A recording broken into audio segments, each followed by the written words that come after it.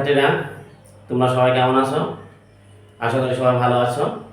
আজকে আমরা সেটের ধারাবাহিকতায় নবম শ্রেণীর প্রাত্যহিক জীবনের সেট এই পাঠের আজকে আমরা 8 নম্বর পৃষ্ঠায় যেটা আছে সেটা নিয়ে আলোচনা করার চেষ্টা করি। তোমরা সবাই লক্ষ্য করো, আমাদের যে পরিবার আছে এই পরিবারের একজন প্রধান কর্তা থাকেন। কয়জন প্রধান কর্তা থাকেন? একজন প্রধান কর্তা থাকেন। ঠিক ওই রকম ভাবে একটা গ্রামে কয়জন মাতব্বর থাকে? একজন মাতব্বর থাকে। একটা ইউনিয়নে কয়জন চেয়ারম্যান থাকে? একজন চেয়ারম্যান থাকে। একটা ওয়ার্ডে কয়জন কমিশনার থাকে? একজন কমিশনার থাকে। একটা দেশে একজন প্রধানমন্ত্রী থাকে। ঠিক ওই রকম ভাবে আমাদের স্কুলে একজন প্রধান শিক্ষক থাকে আর সহকারী শিক্ষক থাকে অনেকগুলো। ঠিক ওই রকম ভাবে সেটের ক্ষেত্রে আমরা কি বলতে পারি? একটা সেটের অধীনে যতগুলা সেট থাকে তখন সেই সেটকে আমরা বলতে পারি কি, ছোট ছোট সেট তৈরি হয়েছে, অর্থাৎ একটা সেটের অধীনে যতগুলো সেট তৈরি হয় এটাকে আমরা বলি উপসেট। এবং যে সেট থেকে যে ছোট ছোট সেটগুলো তৈরি হয় এই সেটকে বলা হয় সার্বিক সেট। আজকে তাহলে আমরা প্রথমে দেখি সেটের প্রকারভেদের সার্বিক সেট। সেটের প্রকারভেদ, সেটের প্রকারভেদ, প্রকারভেদ। এই সেটের প্রকারভেদের ভিতরে প্রথমে দেখব আমরা সার্বিক সেট। কি দেখব? সার্বিক সেট। সার্বিক সেট। তাহলে সার্বিক সেটটা কি? সার্বিক সেটকে ইউ দ্বারা প্রকাশ করা হয়। কি দ্বারা প্রকাশ করা হয়? বড় হাতের ইউ দ্বারা প্রকাশ করা হয়। এটা হলো সার্বিক সেট। এখন এই সার্বিক সেট, তাহলে আমি বলেছি কি, বড় একটি সেট থেকে যে ছোট ছোট সেটগুলো তৈরি হয় বা ছোট ছোট সেটের ভিতরে যে যে সদস্য থাকে সেই সকল সদস্য একটা সেটের অন্তর্ভুক্ত থাকে। যে সেটের অন্তর্ভুক্ত থাকে সেই সেটকে বলা হয় সার্বিক সেট। তাহলে দেখি কেমন হতে পারে। মনে করো আমি একটি সেট নিলাম এ, এ সমান 1 3 5, বি নিলাম আরেকটি সেট 2 4 6, সি নিলাম আরেকটি সেট 2 3 4 5 6। এই যে তিনটা সেট আমি নিয়েছি, কয়টা সেট নিয়েছি? তিনটা সেট। এ সমান 3টা উপাদান, বি সেটের 3টা উপাদান এবং সি সেটেও কয়টা উপাদান? 5টা উপাদান।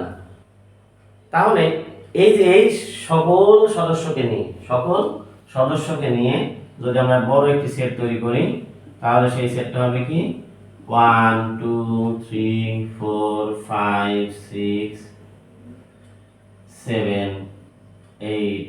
তাহলে এই যে এইটাকে বলছি আমরা সার্বিক সেট। অর্থাৎ এই সেটের ভিতরে যদি ছোট ছোট সেটগুলো থাকে বা এই সেট থেকে যে ছোট ছোট সেটগুলো তৈরি হয় তাকে বলা হয় সার্বিক সেট। তাহলে এই সেটের ভিতরে যে সেটগুলো, এই সেট থেকে যে যে সেট তৈরি হবে সেগুলোকে বলবো আমরা কি সেট? উপসেট। তো উপসেট নিয়ে আমরা পরবর্তীতে আলোচনা করব। এখন যে ছোট ছোট সেটগুলা সদস্যগুলো নিয়ে যে একটি বড় সেট তৈরি করা হয় সেই সেটকে বলা হয় সার্বিক। আমরা এখন দেখি এখানে বোর্ডে তিনটা সেট লিখছি। প্রথম সেটটি কি? প্রথম সেটটি হলো এরকম, a সমান 2 4 6 8, 2 4 6 8 এবং b সমান আরেকটি set a e i o u এবং এখানে একটি সেট f সমান x, এরূপ যেন x মৌলিক সংখ্যা এবং x তার থেকে বড়, 30 থেকে বড় এবং 70 থেকে ছোট মৌলিক সংখ্যা। তাহলে আমরা দেখতে পাই যে এখানে a সেটের ভিতরে কয়টি সদস্য আছে? 4টি সদস্য আছে। কয়টি সদস্য? 4টি সদস্য।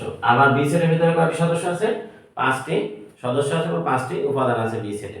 তাহলে আমরা এখানে দেখতে পাচ্ছি সরাসরি এই সেটের ভিতরে কয়টি করে উপাদান আছে। কিন্তু যদি এরকম না থাকে, যদি এরকম বলা হয় যে এ একটি সেট আর এরকম দেওয়া হলো যে x এরূপ যেন x জোড় সংখ্যা, জোড় সংখ্যা, তাহলে এখানে জোড় সংখ্যা কতগুলো হবে? এখানে জোড় সংখ্যা অসংখ্য হবে। কতগুলো হবে? অসংখ্য হবে। কেমন অসংখ্য হবে? জোড় সংখ্যার সেট কি কি হতে পারে?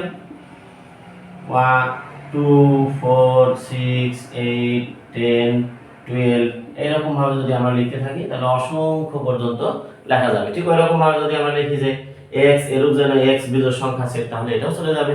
আমরা যে শিখছি স্বাভাবিক সংখ্যার সেট n, n সমান আমরা কি শিখছি 1 2 3 4 5, এটাও চলে যাবে। এইগুলা কোনো সীমা রেখা নেই, এগুলো অসীম পর্যন্ত চলে যাবে। কোথায় যাবে? এটা অসীম পর্যন্ত যাবে। আবার আমরা যে পূর্ণ সংখ্যার সেট শিখছি z, তাহলে এটা -3 -2 -1 0 1 2 3 এটাও চলে যাবে অসীম পর্যন্ত। এটা এদিকে আছে এদিকেও আছে। ঠিক ওই রকম ভাবে আরো অনেক সেট আছে, যে বাস্তব সংখ্যার সেট আছে, এগুলাও কি অসীম পর্যন্ত যাবে। ধনাত্মক সংখ্যার সেট, পূর্ণ সংখ্যার সেট, মূলদ সংখ্যার সেট, অমূলদ সংখ্যার সেট, এই সংখ্যাগুলা কতগুলো আছে আমরা কেউ জানি না, কিন্তু এখানে আমরা স্পষ্ট দেখতে পাচ্ছি এখানে কতগুলো আছে। এবং আরেকটি যে গুরুত্বপূর্ণ বিষয়, যে এইখানে কতগুলো আছে, এখানে আমাদের কতগুলো আছে এটা আমরা হিসাব করলে বের করতে পারবো। এখানে কি বলেছে x মৌলিক সংখ্যা এবং 30 এর থেকে বড় আর 70 থেকে ছোট। তাহলে যে সেটের উপাদান সংখ্যা দেখা যাচ্ছে স্পষ্টভাবে কয়টি আছে, অর্থাৎ নির্দিষ্ট সংখ্যক যদি থাকে উপাদান সংখ্যা, তখন তাকে বলবো আমরা সসীম সেট। এই ধরনের সেটকে আমরা কি বলবো? সসীম সেট। আর এই ধরনের সেটকে আমরা কি বলবো? এই ধরনের সেটকে বলবো আমরা অসীম সেট। এই ধরনের সেটকে আমরা কি বলবো? অসীম সেট। অসীম সেট অর্থাৎ যে সেটের সদস্য সংখ্যা গণনা করা যায় বা নির্দিষ্ট সংখ্যক থাকে তাকে বলবো আমরা সসীম সেট। আর যে সেটের উপাদান সংখ্যা নির্দিষ্ট সংখ্যক না, গণনা করা যায় না, সেই সেটকে আমরা বলবো কি সেট? সেই সেটকে বলবো আমরা অসীম সেট। এইটাও আমাদের সসীম সেটের অন্তর্ভুক্ত। তাহলে এই তিনটা সসীম সেট। এখন আমরা শিখবো যে মৌলিক সংখ্যা আসলে কি, মৌলিক সংখ্যা কিভাবে নির্ণয় করতে হয়। তারপরে আমরা বলতে পারবো যে 30 এবং 70 এর ভিতরে কতগুলো মৌলিক সংখ্যা আছে। তাহলে দেখো আমরা মৌলিক সংখ্যা কিভাবে নির্ণয় করব। এক একটি সংখ্যা, এক একটি সংখ্যা। তাহলে এককে কোন কোন সংখ্যা দিয়ে ভাগ করা যায়? এককে শুধুমাত্র 1 দিয়ে ভাগ করা যায়। তাহলে আমরা 1 সমান 1 এর, একে কি কি দ্বারা ভাগ করা যায়? 1 এর গুণনীয়ক, 1 এর 1 এর গুণনীয়ক, গুণনীয়ক। তাহলে 1 এর গুণনীয়ক কি কি হবে? 1 এর গুণনীয়ক 1 নিজেই হবে। এখন 2 এর গুণনীয়ক কি কি হবে? অর্থাৎ এই 2 একটি সংখ্যা, এই 2 কে কোন কোন সংখ্যা দিয়ে ভাগ করা যায়? 2 এমন একটি সংখ্যা যে সংখ্যাকে শুধুমাত্র 1 দিয়ে ভাগ করা যাবে, আর কত দিয়ে ভাগ করা যাবে? 2 কে আর 2 দিয়ে ভাগ করা যাবে। ঠিক একই রকম ভাবে যদি আমরা 3 লিখি, 3 এর গুণনীয়ক, তাহলে 3 এর গুণনীয়ক কতগুলো হবে? 3 কে কোন কোন সংখ্যা দিয়ে ভাগ করা যাবে? সবাই লক্ষ্য করো, 3 কে আমরা 3 একে 3, তাহলে 1 দিয়ে ভাগ করা যাবে 3 কে, আর কত দিয়ে ভাগ করা যাবে? 3 কে, 3 কে আর 3 দিয়ে ভাগ করা যাবে। এরপর আমরা দেখি 4 এর গুণনীয়ক। তাহলে 4 এর গুণনীয়ক কি কি হবে? 4 কে কোন কোন সংখ্যা দিয়ে ভাগ করা যায়? 4 কে 1 দিয়ে ভাগ করা যায়, 4 একে 4। 4 কে আর কি দিয়ে ভাগ করা যায়? 2, 2 দিয়ে 4, তাহলে 4 কে 2 দিয়ে ভাগ করা যায়। 4 কে আর কি দিয়ে ভাগ করা যায়? 4 কে আর 4 দিয়ে ভাগ করা যায়। এবার দেখি আমরা 5, তাহলে 5 কে কি কি দিয়ে ভাগ করা যায়? 5 এমন একটি সংখ্যা, 5 কে 1 দিয়ে ভাগ করা যায় এবং 5 কে 5 দিয়ে ভাগ করা যায়। 6 একটি সংখ্যা, দেখি 6 কে কোন কোন সংখ্যা দিয়ে ভাগ করা যায়? দেখো 6 কে কি দিয়ে ভাগ করা যায়? 6 কে 1 দিয়ে ভাগ করা যাবে, 6 কে 6 একে 6, 6 কে 2 দিয়ে ভাগ করা যাবে, 3 দুগুণে 6, 6 কে আর কি দিয়ে ভাগ করা যাবে? 6 কে আবার 3 দিয়েও ভাগ করা যাবে, 3 দুয়ে 6, 6 কে আর কি দিয়ে ভাগ করা যাবে? 6 কে আবার ভাগ করা যাবে 6 দিয়ে, কত দিয়ে? 6 দিয়ে। তাহলে এইরকম ভাবে আমরা গুণনীয়ক নির্ণয় করতে পারবো। এভাবে আমরা কি যে কোনো সংখ্যারই গুণনীয়ক নির্ণয় করতে পারবো। যে কোনো একটি সংখ্যাকে অন্য যে যে সংখ্যা দিয়ে ভাগ করা যাবে সেই সংখ্যাগুলোই হবে ওই সংখ্যার গুণনীয়ক। তাহলে এরকম ভাবে আমরা কি অনেকগুলো বের করতে পারবো? অবশ্যই আমরা পারবো, আশা করি। এখন দেখি এখানে এই যে 1 একটি সংখ্যা, 1 এর গুণনীয়ক কয়টি? 1 এর গুণনীয়ক শুধুমাত্র একটি। তাহলে 1 যদি 1 এর গুণনীয়ক হয়, আমরা মৌলিক সংখ্যার যে বৈশিষ্ট্য, সেই বৈশিষ্ট্য দেখতে পাই যে সংখ্যা শুধুমাত্র 2টা গুণনীয়ক থাকবে সেই সংখ্যাকে বলবো আমরা মৌলিক সংখ্যা। তাহলে এখানে দেখি 2 এর গুণনীয়ক, 2 এর গুণনীয়ক দেখো কয়টি আছে এখানে? 2 এর গুণনীয়ক 2টি। ঠিক একই রকম ভাবে 3 এর গুণনীয়ক 2টি। আবার দেখো 5 এর গুণনীয়ক 2টি। ঠিক এরকম ভাবে যদি আমরা আরো অনেক সংখ্যা নিয়ে কাজ করি তাহলে দেখতে পাবো যে এখানে আরো এরকম সংখ্যা আসবে যেগুলা শুধুমাত্র কয়টা গুণনীয়ক থাকবে? 2টি গুণনীয়ক থাকবে। তাহলে আমরা এই যে সংখ্যাটাকে বলতে পারি যে মৌলিক সংখ্যা। যে সংখ্যার শুধুমাত্র 2টি গুণনীয়ক থাকে সেই সংখ্যাকে বলবো আমরা মৌলিক সংখ্যা। এবং মৌলিক সংখ্যা কিভাবে নির্ণয় করবো সেটাও আমরা দেখলাম। একটি গুণনীয়ক থাকলে এটা মৌলিক সংখ্যা হবে না এবং যৌগিক সংখ্যাও হবে না। এক মৌলিক সংখ্যা না, যৌগিক সংখ্যা না। যৌগিক সংখ্যা হবে সেই সংখ্যা যে সংখ্যা 2 এর অধিক গুণনীয়ক থাকবে, 2 এর অধিক গুণনীয়ক থাকবে সেই সংখ্যাকে কি বলবো আমরা? যৌগিক সংখ্যা। তাহলে আমরা দেখি আমাদের বইয়ের 8 নম্বর পৃষ্ঠায় মাঝখানে একটি সেট দেয়া আছে যে f সমান একটি সেট x এরূপ যেন x মৌলিক সংখ্যা এবং 30 এর থেকে বড় এবং 70 থেকে ছোট হবে।